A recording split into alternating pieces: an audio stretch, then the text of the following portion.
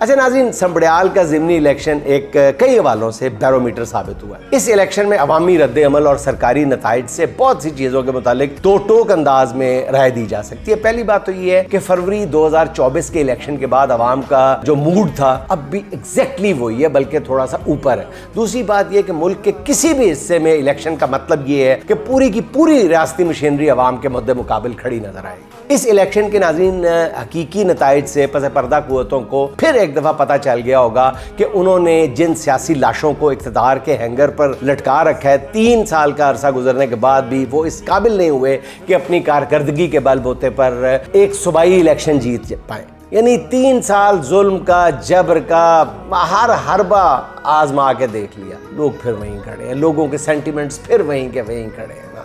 क्या कर रहे हैं, किस तरफ जा रहे हैं? ठंडे दिल से सोचे तो सही। मुल्क में जब भी इलेक्शन होगा नाज़रीन, अवाम हर बार इक़्तिदार में बैठे इन सियासी लूले लंगड़ों को, इन सियासी अपाहचों को इसी तरह मुस्तरद करेंगे।